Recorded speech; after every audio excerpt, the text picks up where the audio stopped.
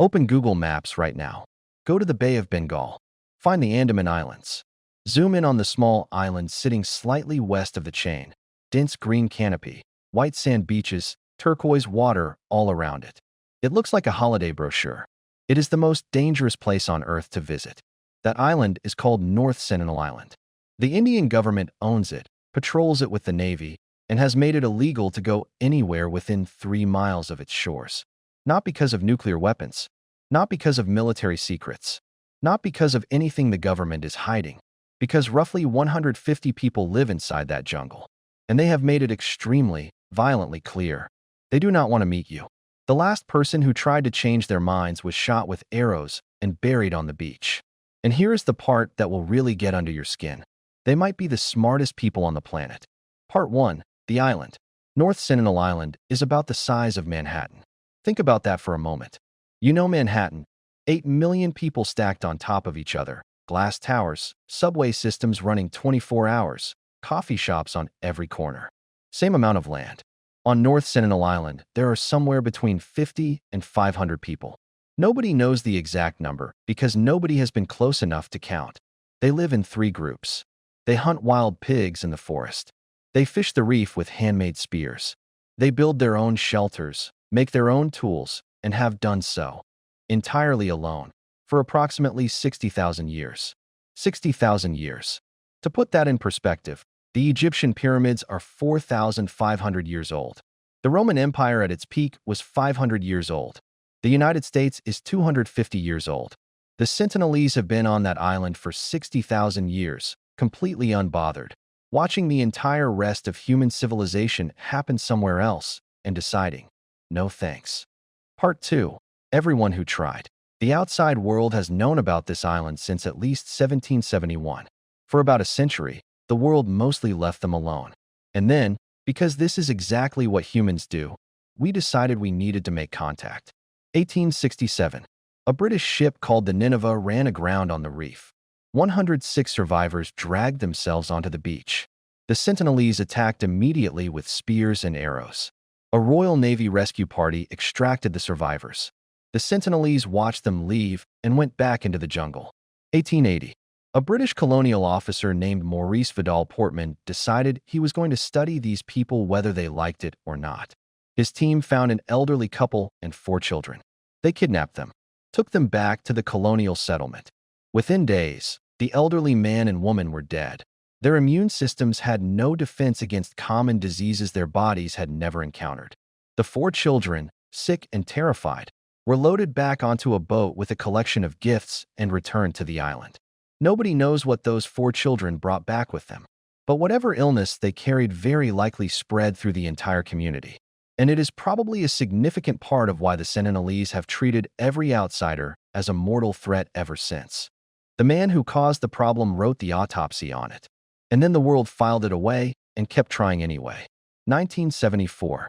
A National Geographic film crew arrived with anthropologists and armed police.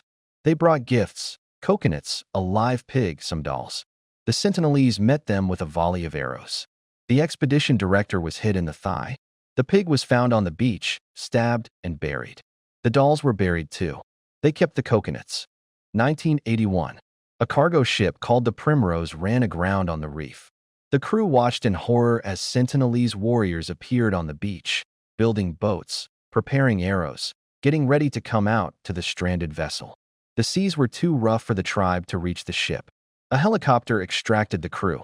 The Sentinelese were left with an entire cargo ship on their reef, which they stripped for metal over the following months, forging it into new arrowheads and spear tips. They took the wreck of a modern ship and turned it into better weapons to keep the next ship away. Think about the intelligence that requires. 2004. The Indian Ocean tsunami devastated the Andaman Islands. A government helicopter was sent to check whether the Sentinelese had survived. A photograph taken from that helicopter became iconic. A tribesman on the beach, full draw, arrow aimed directly at the helicopter. They had survived. They did not need or want help. 2006. 2 Indian fishermen fell asleep in their boat while illegally poaching near the island. During the night, their anchor failed. Their boat drifted onto the shore. The Sentinelese killed them both. When a Coast Guard helicopter came to retrieve the bodies, the tribe fired arrows at the helicopter too. The bodies were never recovered. Part 3. John Allen Chow. And then 2018. The one the whole world heard about. John Allen Chow was 27 years old, American, from Alabama. He had spent years fixated on one goal: bringing Christianity to the Sentinelese. He planned it carefully. He got vaccinated. He trained with a missionary organization that ran mock simulations where staff pretended to be hostile tribespeople so he could practice making contact. He paid local fishermen to take him close. He had a kayak. He had gifts. He had a Bible. November 15th, 2018. He paddled to the island for the first time. They shot arrows at him. He retreated. He came back the next day. He sang Christian hymns to them from his kayak. A teenage boy fired an arrow that hit the Bible he was holding against his chest and stopped there. He retreated again. He wrote in his diary that night, "God, I don't want to die." On November 17th, he told the fishermen to leave without him. He paddled back to the island alone. The fishermen watched from a distance. They saw the Sentinelese on the beach. They saw Chow approach, and then they watched tribesmen drag his body along the beach.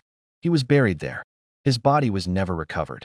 India made no attempt to retrieve it. Any attempt would have required a violent confrontation, and the official position was that the Sentinelese had done nothing wrong under their own laws. The world argued about whether he was a martyr or a man who got exactly what he was warned would happen. The Sentinelese went back into the jungle. Part 4. Why they are right. Here is what everyone misses. We frame the Sentinelese as primitive, isolated, stuck, like they are missing something. Like if they just opened the door and let us in, their lives would improve. But look at what happened to every tribe that did open the door. The Great Andamanese, a neighboring tribe in the same island chain, had around 10,000 people before the British arrived. They made contact. They were friendly. By 1900, they were down to 600. Today, there are fewer than 60. Not from war, from disease, from contact. The Sentinelese watched what happened to their neighbors. The memory is in their bones, passed down from whatever happened after those 4 sick children were returned to the island in 1880. A common cold could wipe them out. The flu could end them. A cough from a tourist on a boat could kill every single person on that island within weeks. They are not primitive for refusing contact. They are the only people on Earth still doing the thing that kept humans alive for 60,000 years. In March 2025, a 24-year-old American social media influencer landed on North Sentinel Island with a GoPro, an inflatable kayak, and a can of Diet Coke. He left the Diet Coke on the beach as an offering. He didn't see anyone. He was arrested 2 days later when he got back to the mainland. He called himself a thrill seeker. The Sentinelese, who had no idea any of this happened, were somewhere in that jungle, living, hunting, fishing, building, completely unaware that a man with a GoPro had just risked accidentally ending their entire civilization for content. We have mapped every inch of this planet. We have put cameras on Mars. We have connected 8 billion people to a single global network. We have done all of that. And somewhere in the Bay of Bengal, a group of people who want absolutely nothing to do with any of it are sitting on a beach right now. And they are fine. Which raises a question worth sitting with for longer than feels comfortable. Who actually figured it out? I'm Fig. And today, maybe they figured it out before we did.